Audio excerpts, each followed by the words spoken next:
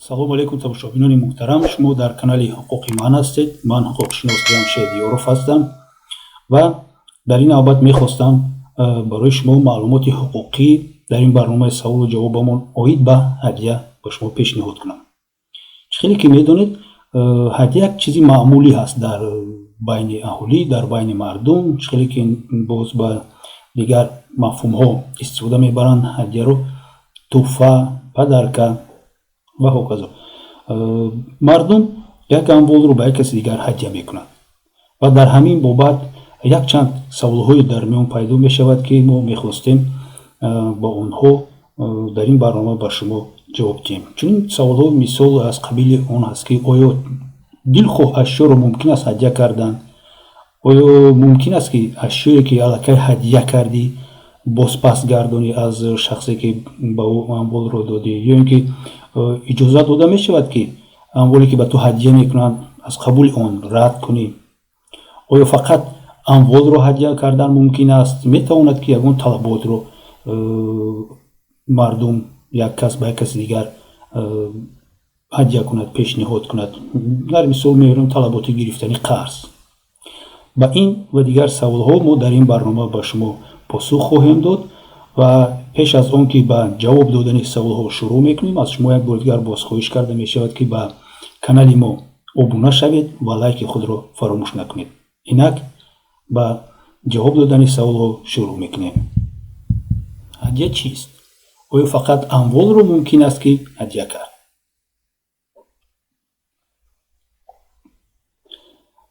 ҳадия ин як намуди шартнома аст ва тибқи он шахси ҳадиякунанда ба ҳадиягиранда ягон амволро ройгон медиҳад бе ягон шарту шароит.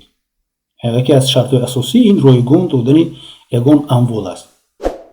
бояд қайд кард ки на фақат амволро имконияти ба касе ҳадия кардан аст, ҳамчунин ҳуқуқи талаб кардани ягон молу мулк ё ки уҳдадориро низ метавонад ҳадия кард. ё ки касеро аз уҳдадорие ки ӯ ба шумо дорад метавонед озод кунед. мисоли оддӣ ин қарзситонанда қарздорро аз пардохти қарзаш озод мекунад. яъне касе аз шумо агар қарздор бошад, шумо метавонед ки он қарзро ба ӯ ҳадия кунед, ё ин ки талаби ҳамин қарзро ба як каси дигар шумо ҳадия мекунед. мисол Али аз Валӣ қарздор аст, Валӣ бошад ба Салим талаби гирифтани қарз аз Валиро ҳадия мекунад ва Валӣ дар ин навбат аз Али нею аз Салим қарздор мешавад. яъне ки на фақат мол, балки талаби ҳуқуқи молу мулкӣ ё ин ки ягон уҳдадориро низ метавонад ки шахс ё ки ягон корхона метавонад ки ба дигар кас ҳадия кунад. ҳадияро чӣ гуна ба расмият даровардан мумкин аст ки пагоҳ ягон масъалаи ҷангу ҷанҷол оиди соҳиби аслии ин амвол ки буданаш ба вуҷуд наояд? ба расмият дарории амволи ҳадияшуда, яъне ки он моле ки ҳадия карда мешавад, вобаста ба арзиши он аст, вобаста ба шахсе ки ин ҳадияро пешниҳод мекунад, яъне ки вобаста ба соҳиби мулк ва намуди амвол сурат мегирад. мисол агар ҳадиякунанда шаҳрванди оддӣ бошаду арзиши ҳамон амволе ки ҳадия карда мешавад аз 640 сомонӣ зиёд бошад, пас бояд ҳатман чунин ҳадия дар шакли оддии хатӣ анҷом дода шавад. шакли оддии хатӣ чӣ маъноро дорад? маънои онро дорад ки шумо як коғази сафедро гирифта дар он забон хат менависед ки ман мисол фалонӣ ба фалон шаҳрванд амволи зеринро, хусусиятҳои амволро менависед, шумораи амволро менависед, маблағи ҳамон амволро менависед, ҳамчун ҳадия тақдим мекунам. тамом. ин шарти асосии ҳадия кардани амволе мебошад ки арзиши он аз 640 сомонӣ болотар аст ва ин ҳадияро шахси оддӣ иҷро мекунад. агар шахси оддӣ не, агар ягон корхона, ташкилот, муассиса, яъне ки шахси ҳуқуқӣ чунин амалиётро гузаронданӣ бошад ва ин амволе ки ба касе, мисол ба ягон коргари худашон компютерми, ягон принтерми, ягон اون چیزی که الکی لازم نیست در همون کارخانه، стол دیگر چیزها رو مثال هدیه کردنی است. اگر همون مبلغ از 1280 سومونی زیاد باشد، این کارخانه نیز باید با عادی ترین همین شکلی که ما گفتیم، شکل عادی خطی میتواند که هدیه رو به رسمیت درآورد. این حجت می شود که صاحب ملکی شخص قبول کرده اموال رو در نزد همه مقامات ها نشان میدهد. این طلبات فقط برای اموال منقول بود، یعنی که اموالی که از یک جو به یک جو دیگر گذراندن ممکن است. بغیر از این باز اموال غیر منقول می باشد. به مثال خانه، ماشین، زمین، مبلغ‌های کلان، این و آن. در این مورد باید باشد چنین شرطنامه‌ها حتما با طریق نotarial تصدیق کرده شوند که یک کس به یک کسی دیگر خانه، ماشین و دیگر تجهیزات یا که یگان اموال گران ارزشی که وابستگی به زمین دارد همان را هدیه کرده است. در دیگر حالت‌ها هدیه فقط با شرطنامه شفاهی که من به تو همین اموال رو میدیم انجام داده می شود و با رمزی دادن همان اموال مثل همان صاحب ملکی به آن انجام داده می شود. اگر هدیه به شخص محقول نباشد، میتواند که همین شخص از گرفتن هدیه دست کشد و هدیه را به او برگرداند. در ماده 608 کودکس گراجدانی جمهوری تاجیکستان در این باره کوتاه آورده شده است و این ماده اون معنا را دارد که هدیه گیرنده فقط تو موردی به رسمیت درآوردن شرطنامه هدیه حقوق دست کشیدن از گرفتن اموال را دارد.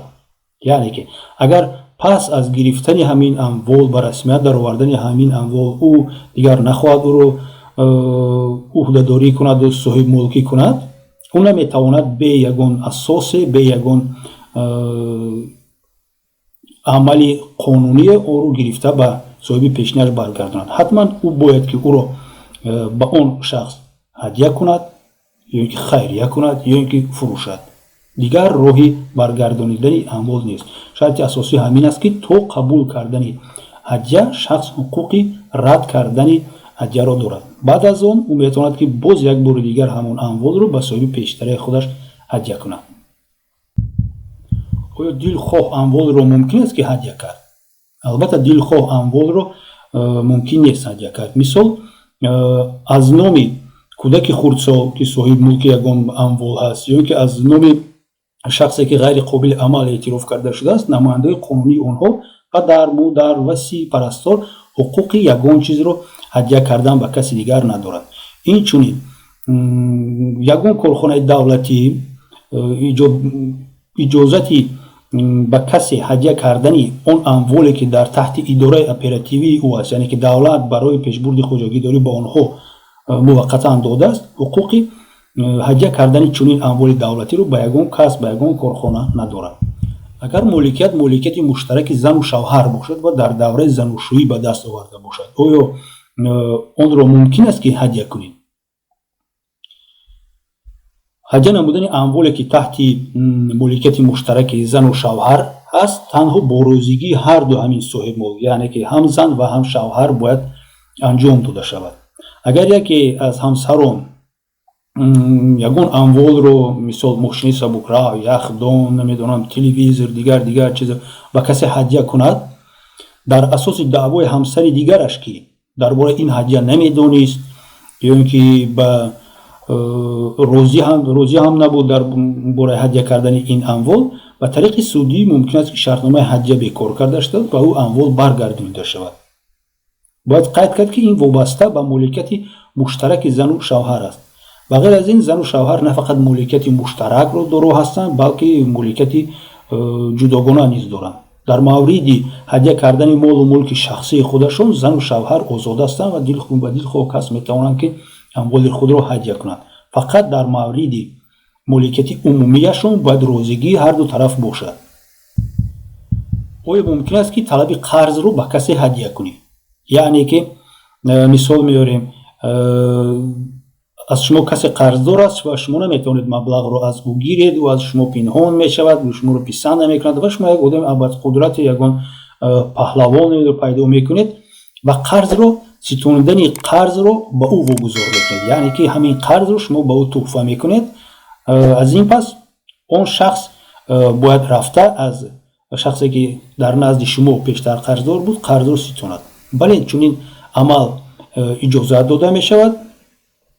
қарздор яъне ки кредитор ҳақ дорад ки талаби ситонидани ҳамин қарзро ба як каси дигар ҳадя кунад ва бояд ки ҳатман, ин шарти асосӣ аст, ҳатман ана ҳамин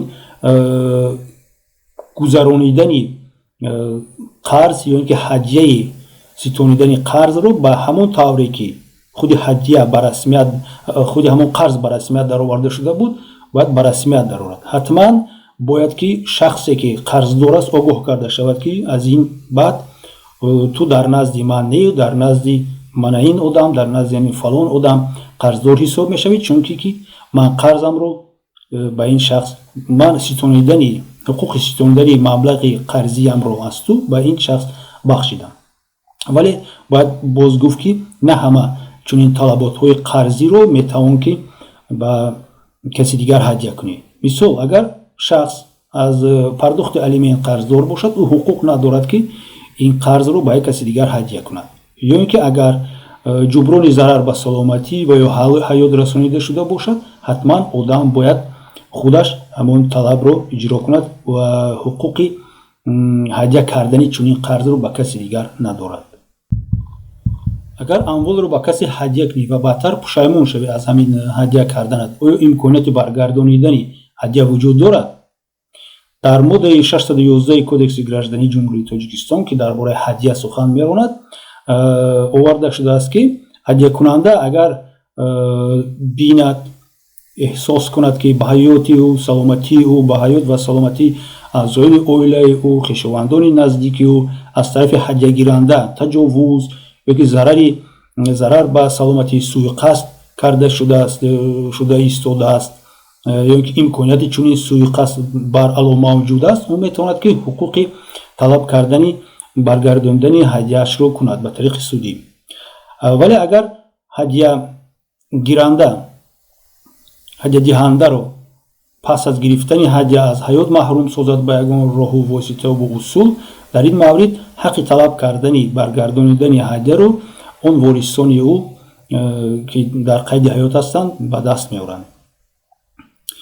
ва як шарти дигари баргардонидани ҳадя он аст ки шахс метавонад ки амволе ки ба каси дигар ҳадя кардааст ва ин амвол барои ӯ дорои арзиши гарони ғайриамволӣ мебошад ва дар ҳолате бинад ки ҳадягиранда ба ин амвол чунин муносибате карда истодааст ки ин амвол дорои арзиши худро гум карда истодааст. мисол, шумо ба касе ягон амали рассоми номдорро туҳфа мекунед ва ин арзиши гарон ҳаст ва мебинед ки ба ҷое ки ӯ онро дар хона овезон кунад, дар оғил партофтааст ва аз болои он гову хар мегзаранду дар болояш наҷасот аст. албатта ки шумо талаб кардани чунин амволи худро доред. ба ғайр аз ин, на фақат он чизе ки ман гуфтам асарҳои санъат мебошад, ин чиз мебошад, амволе бошад ки махсусан барои шумо аҳамияти дорои ғайриамволи калон дошта бошад, барои шумо азиз бошад, барои шумо муқаддас бошад ва шумо бинед ки рафтор ва кирдори ҳадягиранда охир ба он расонида мешавад ки ҳамин амвол аз байн меравад. шумо албатта ки метавонед ки талаби баргирифтани ҳадияи худро кунед.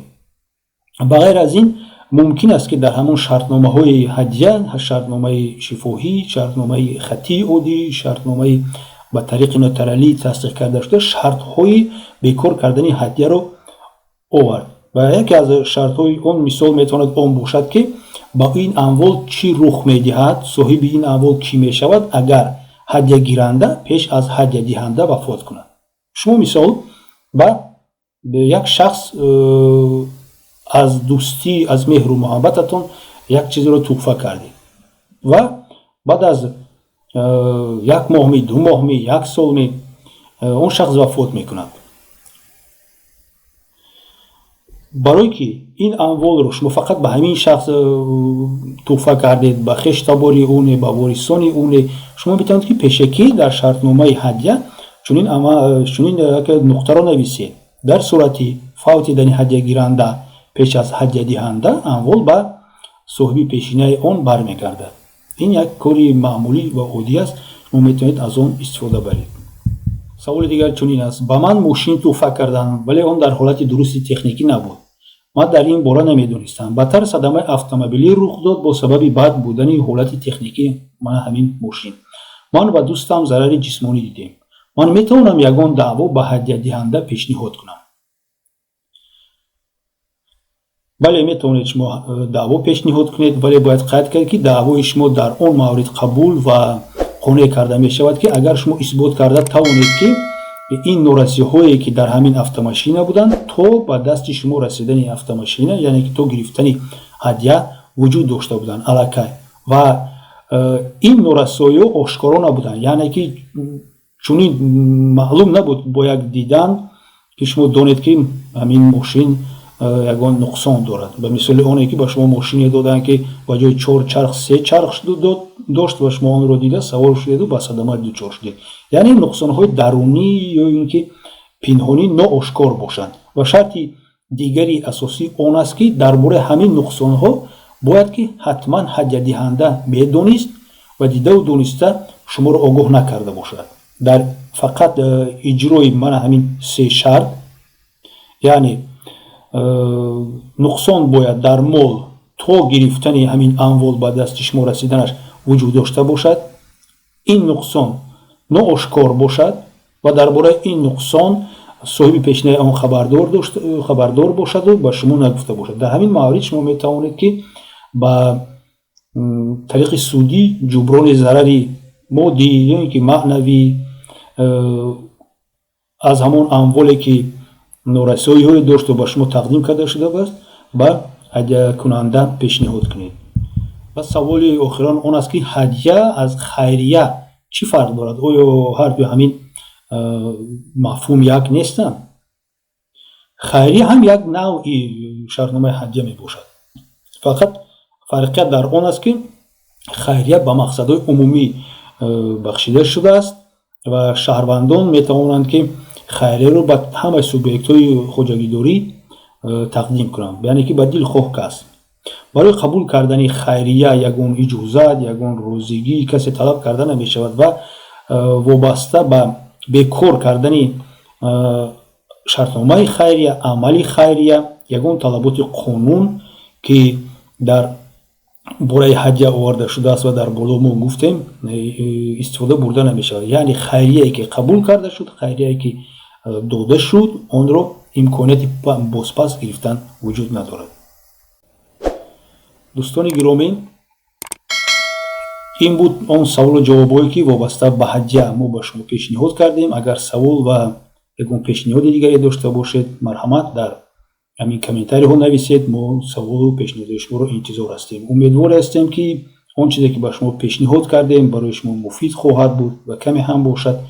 агар ягон мушкилие бошад дар соҳаи ҳадякунӣ, он бо хондани ин, бо таҳлили ин маводҳо ва бо таҳлили хатии ҳамин баромади мо дар саҳифаи фейсбукии мо ҳуқуқи ман, шумо метавонед шинос шавед ва каме бештар маълумоти ҳуқуқиятонро, савияи маълумоти ҳуқуқиятонро баланд кунед. ва дар охир як бори дигар боз аз шумо таклиф мекунам ки лайк мондан, ба дигарон паҳн намудани видеои мо ва подписатсия кардан ба канали моро фаромӯш накунед. то бозидид дӯстони гиромӣ.